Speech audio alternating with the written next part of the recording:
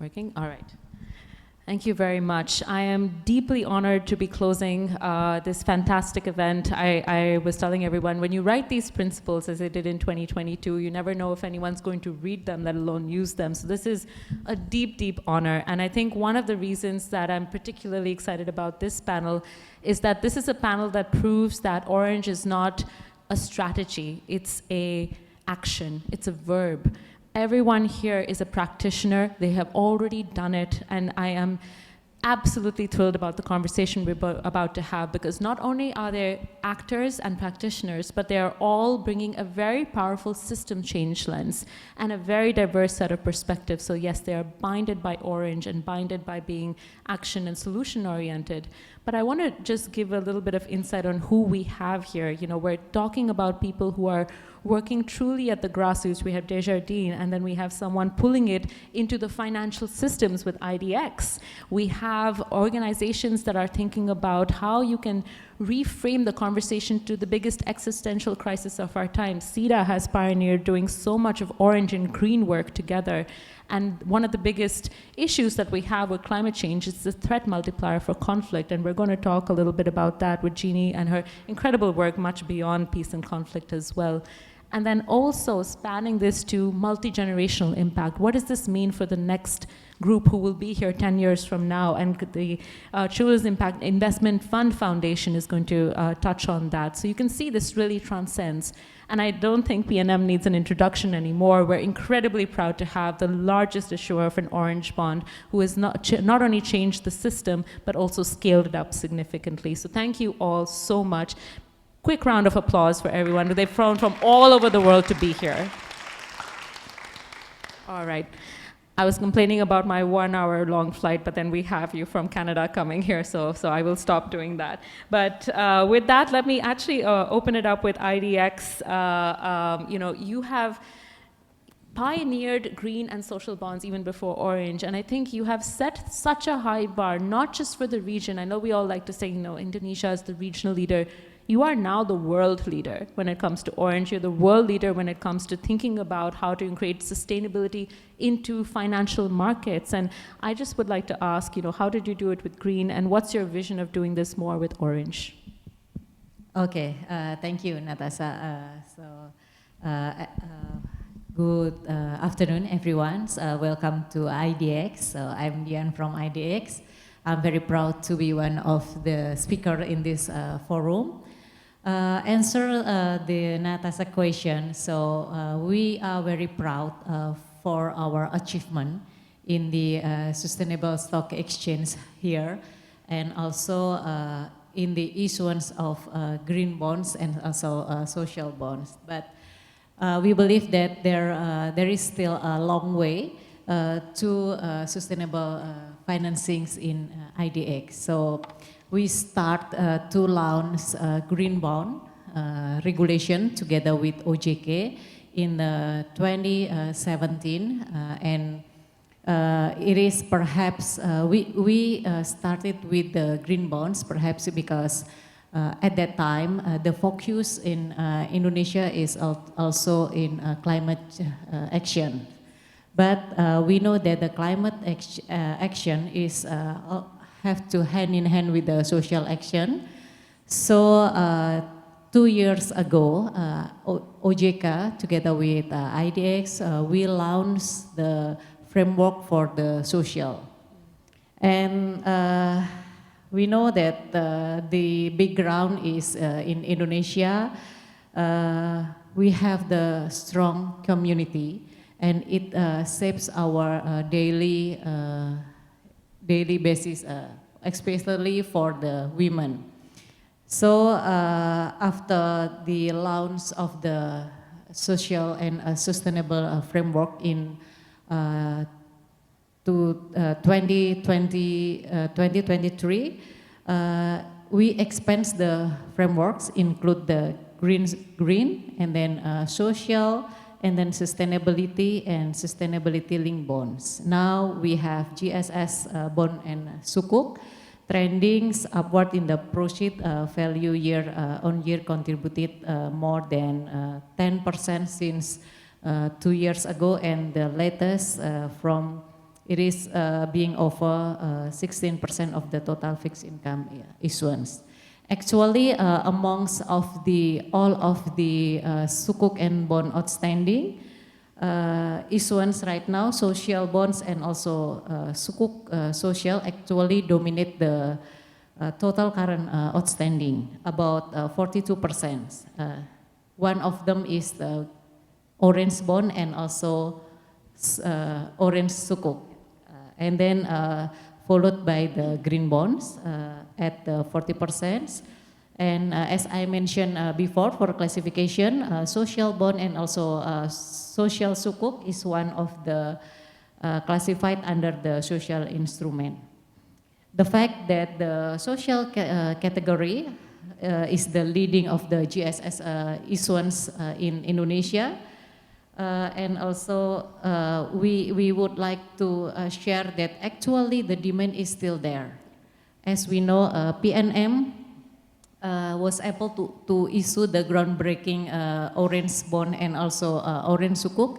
It is about 1 trillion rupiah for the bonds and also 1.75 for the sukuk, social sukuk.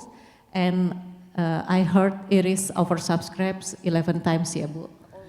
Almost 11 times. So there is also still so much potential actually for the orange bond to grow in our market. Our capital market investor base right now is grown 31% year to date. So, and in the recent years, the Indonesia capital market has successfully absorbed issuance in with the size of millions of dollars. So, as our market continue grow, we believe that we have ability to absorb even more issuance, especially for the women empowerment from the orange bond or orange sukuk. So we are very proud. We are the first in the world issuing and listing the sukuk orange in Indonesia. No, congratulations, and applause to you for that. That is actually incredible. Please, of course.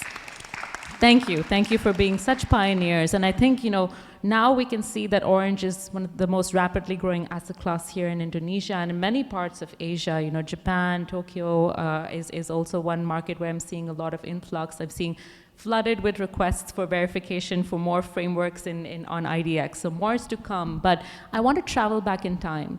The first orange bond the first of anything is always the hardest. And you can only do that when you have partners who are also champions and allies. And at IAX, when we issued the world's first orange bond, we were very, very honored to have a fantastic partner in the Swedish International Development Agency. And so AnnaMaria, who leads the work in Asia Pacific, I'd love for you to talk about not only how you broke the silos between green and orange, and we found a big camaraderie in that, but how did working with an instrument like orange and using your guarantees to allow that bond to come to market so successfully and has resulted in this movement.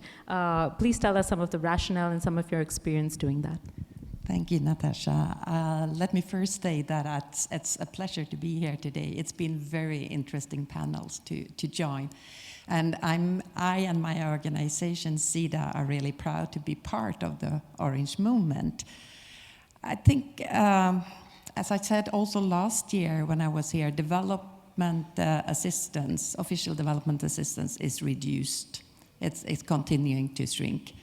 And then we need to find new instruments to work on. And Sweden has been using the guarantee instrument for quite some time. So in 2022, when we got the new regional strategy for Asia and the Pacific, it was highlighted that we should work much more on mobilizing capital and if we can, private capital. And at that time, me and my colleagues, we got a list of potential organizations who wanted to use our guarantee instruments. I think it was about 10 in this region. And so we immediately found that IIX, that seems really interesting. Of course, gender has been a high priority for Sweden for a long time. In our strategy, we had two areas. It was basically human rights, gender issues, and the other was environment and climate. And given that Swedish funds are fairly limited for such a large region, we said we need to integrate these two areas. So we started a conversation with IIX.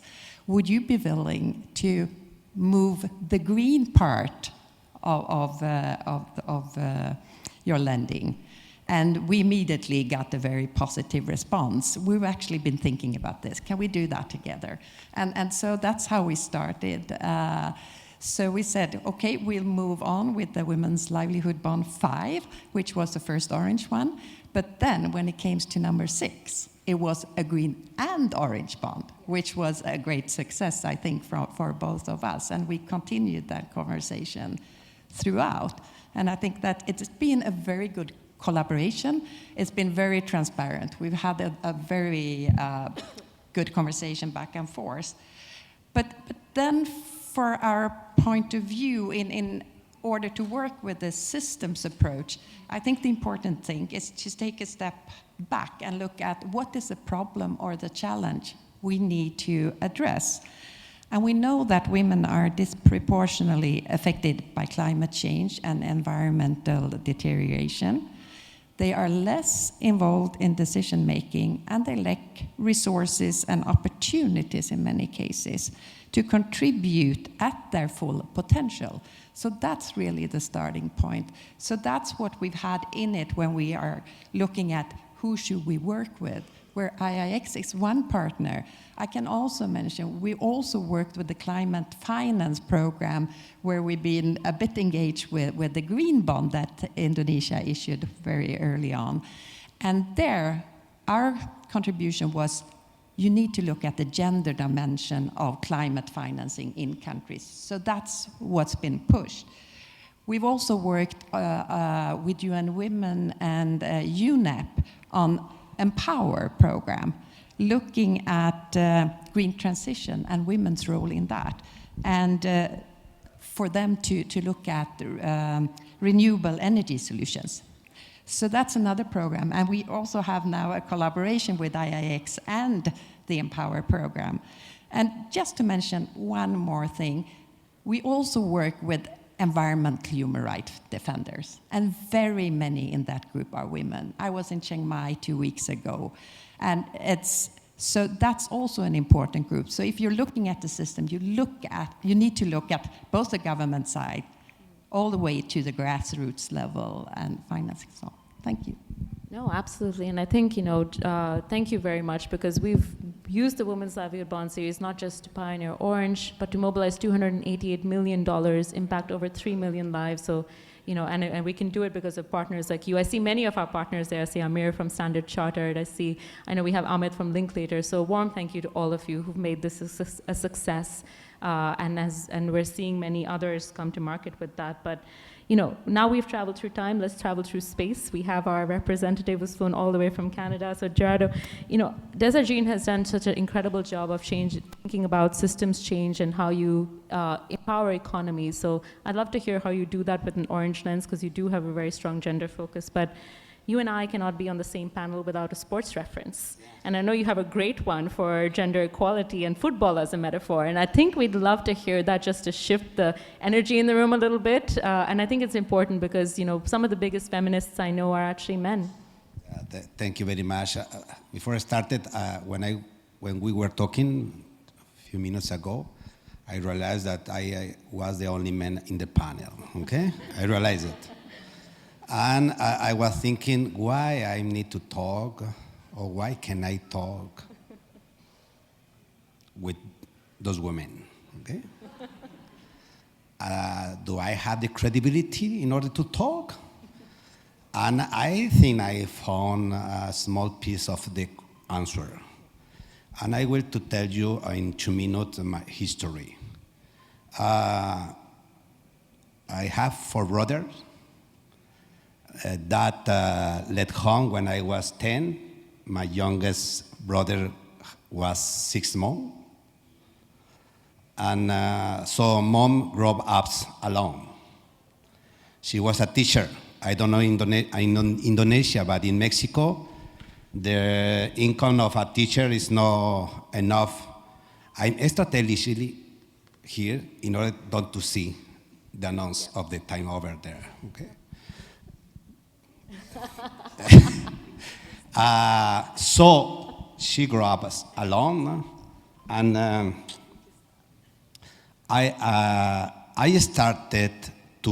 she started to give private courses, and the weekend he cooked food in order to sell, to have enough money to grab.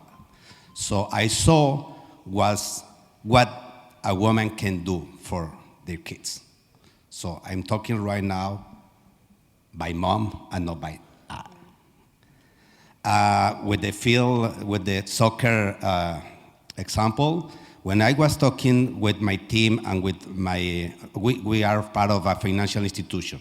I was talking with my team and with other financial institution, and I asked them if we know very well the barriers and the problem and the reality of women. And they answered me, yes, we know it. I said, let me give you an example. What if I invite you to play a soccer game in my field, but my field is in a hillside. Sometimes it's more inclinated, but it's always in a hillside. And I will invite you to be in the bottom of the hillside, and I will be in the top of the hillside. Why? Because I'm the boss, because I am the owner of the ball, and because I created the rules. Yeah. Do you agree? And everybody answered me, not way. Maybe we can change the place. No, we always in the top. We always at the bottom. And I tell them, because that is the reality when we think that we believe something. And I invite you to play a game, but we ask women to live a life that this one. Always in a place with some barrier that we think that is normal, but isn't it? In the financial institution, we think that our financial services are adapted for the women, and it's not the reality. We think that the money is the only element that the woman needs to go further. And we started to understand that we needed to be linked with all the actors in the ecosystem to be sure that the woman have all the opportunity to go further. No, that's amazing. Thank you very much for that reference. It is very powerful. And no one has broken barriers better than PNM. They almost need no introduction, but I'd love to hear from you just a little bit more of why you chose to do the Orange Bond and some of the experiences you've had, because you were oversubscribed. You have set a very high bar for the rest of the world. And what's on the horizon for you, and also what's the call to action that you have for everyone else? How do we get more Orange Bonds by other issuers? Thank you, Natasha. And yeah, like everyone else here, probably I'm beyond proud today being here, being in the bell ringing inauguration for PNM. I think it is a splendid time today. And for your questions, why we choose Orange Bond. But first, baby, what is PNM? Why it has such a big guts to issue such a large amount, orange bonds and sukuk? PNM is a financial institution established 26 years ago by the government. We were like 100% SOEs, but only 10 years ago, we launched this product that we adopt from Grameen Bank by Muhammad Yunus. And the adaptation, of course, probably you think that, oh, it's a copy, but it's a copy of something, but in reality, the problem is different. The challenges is like so much different from the one there. And we've been focusing in this market since 10 years ago. we developing systems like improving, enhancing the digital system in our side, because on the other side, in the client side, they're still not able to. They are come from the grassroots, from the underserved underserved clients, and because of this business model that we choose, we also employ like 40,000 women employees in our workforce. We have like 46 account loans, and 94% of them are women. And we have operated across the countries. We have like 4,000 units, outlet, and therefore we are like, we believe that we can manage this 16 trillion rupiahs within 2 years to give direct loans to empower those women. And yeah, I think this Orange Bond is not only a new innovation or a new capital instrument for Indonesia, but also, you know, it gives more impactful outcomes.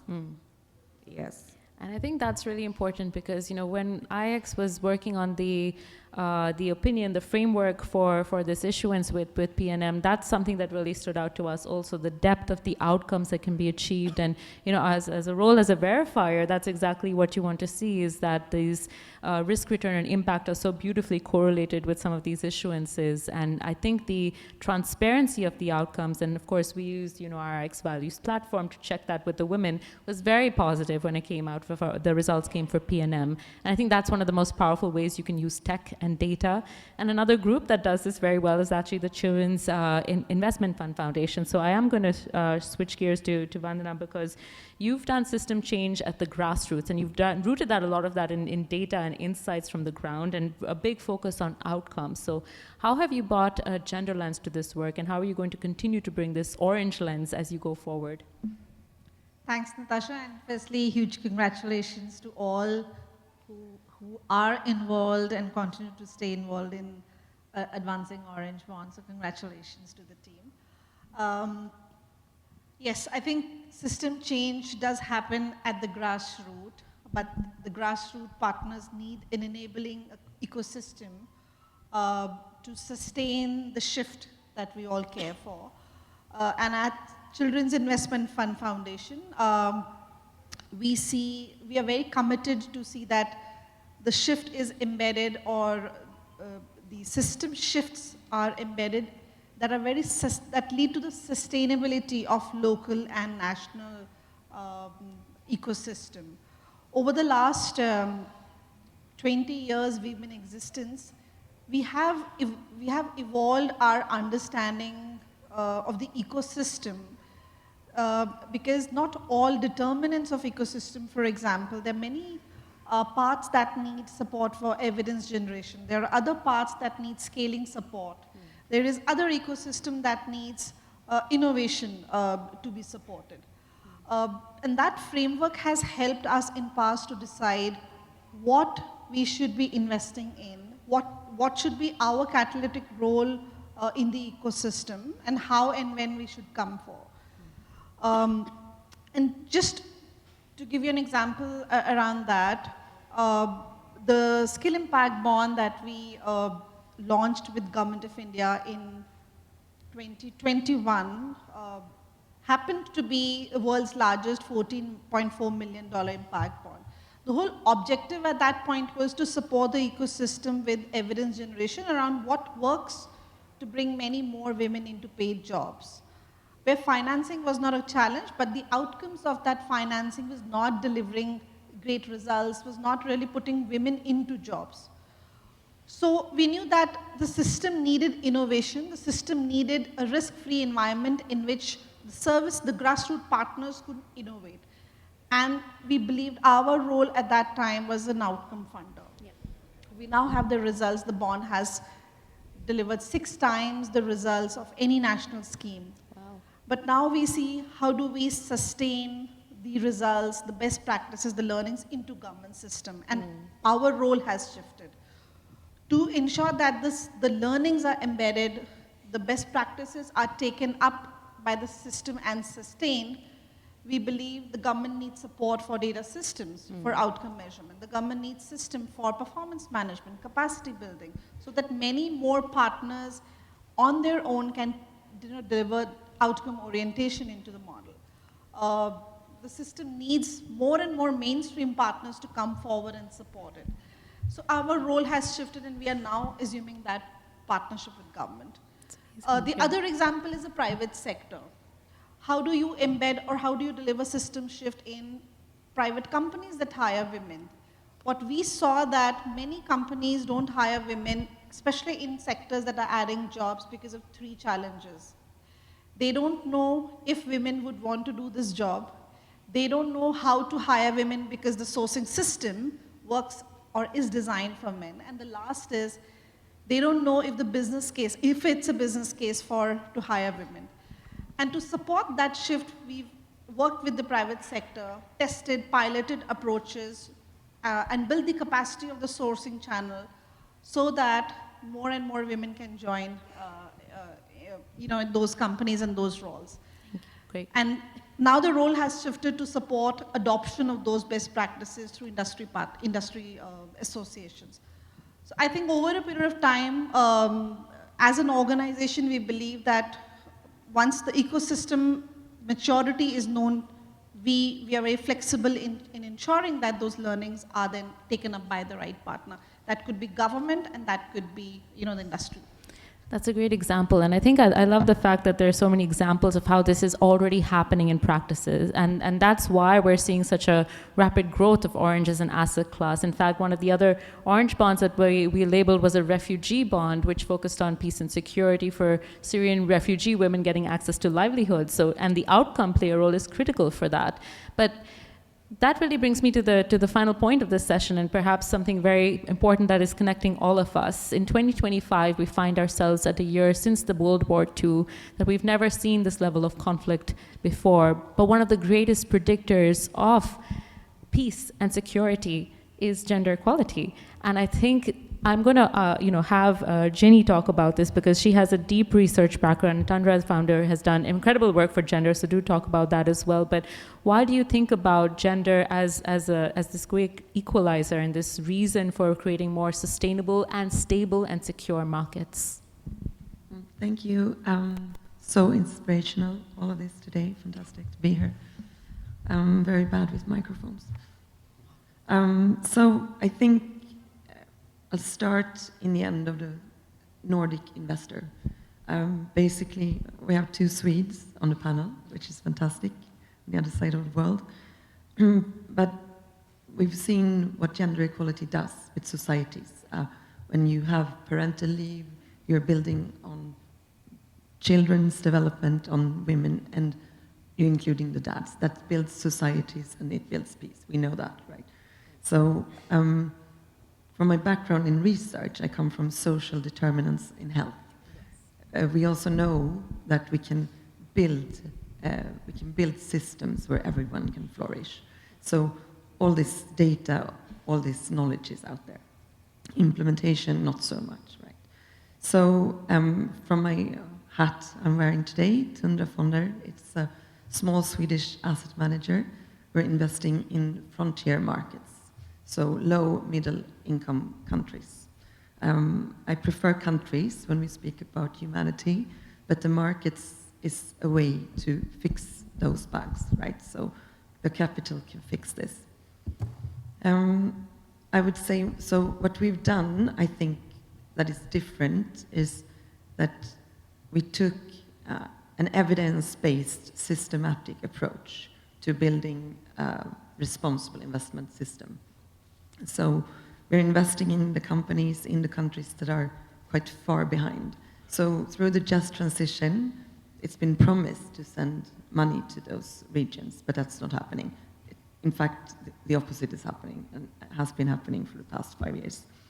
So for us, it's, and that's also important, although personally I have my beliefs. This is not a do-good fund. It is impact, but it's because it's a good business. It's good to invest in companies that will grow and that will give societies a more fluent context and where people will flourish. So it's a business case in there. We have 2 funds and 1 mandate. Together, I calculated this for our sustainability report. So we, in the portfolio companies, we have about 4,500,000 employees. So if they have families, if they live in societies, which they do, that will have impact. So we are driving the same, whatever we have to implement in Europe, we are trying to get them to implement and measure. I'm not going to repeat other things, but I'm just, what we heard earlier, with targets, with measures, following up and implementing. And I would say this is what we've been doing for the past 8 years, and it's also showing results. The companies are starting to report, and the awareness is increasing. So then you can build on this and away from conflict, right? And into prosperity. Amazing. I think I will say we are flooded with questions for this panel, so thank you very much. We are almost out of time, so I'm going to just very quickly ask each panelist to say a brief orange call to action. Everyone's thought of an orange call to action, so I'll give them the mic to say a very brief word, but except for PNM, where you have a question that's been heavily voted on, which says, I heard PNM's orange bond is really successful. The appetite for Indonesia is growing. What is the strategy to get demand so high like this? So maybe if you could answer that, but while you reflect on that, I will ask the rest of the panel to talk about your orange call to action very briefly. Would you like to start? Gerardo. Very quickly.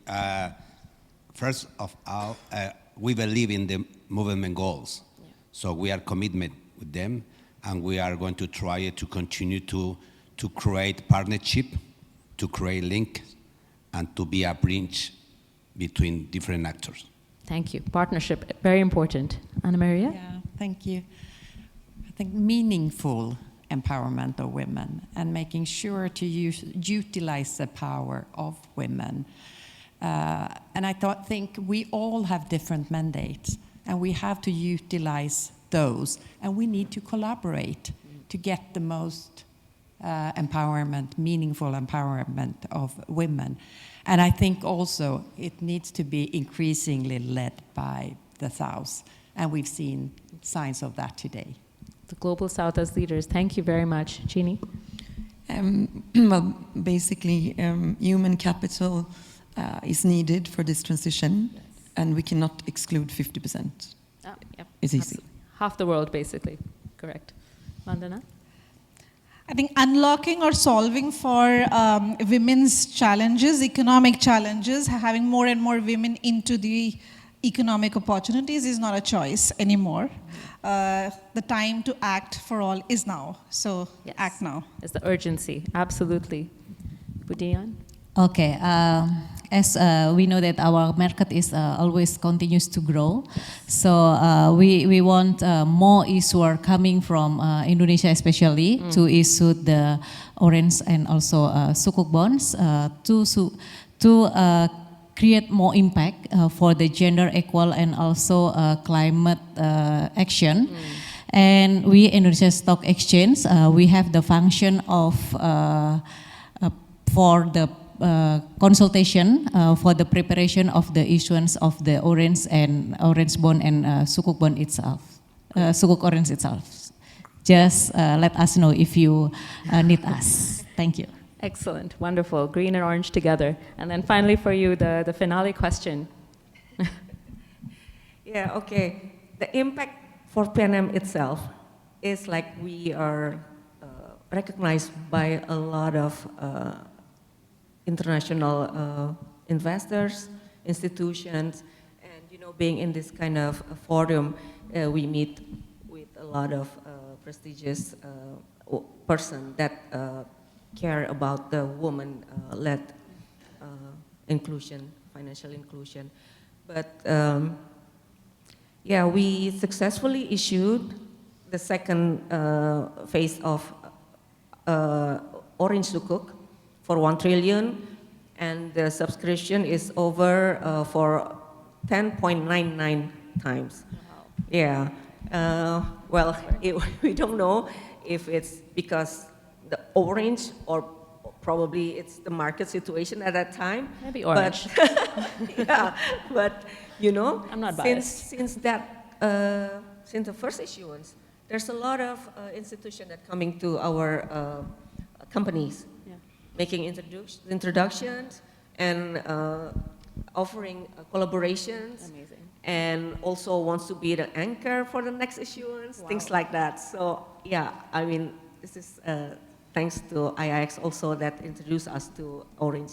No, it's our pleasure to work with you. I have seen this pattern, the Japanese corporate orange bond, the first orange sukuk, our orange bond this year in Impact CLO that we've been doing with Stanchart, Linklaters, and SIDA and our other partners. We're all oversubscribed. So there is a pattern. We're hoping orange has something to do with. So thank you all for making orange not just a strategy, but a verb. Thank you all very much. And thank you to the audience. You've all been fantastic. Thank you for all the questions.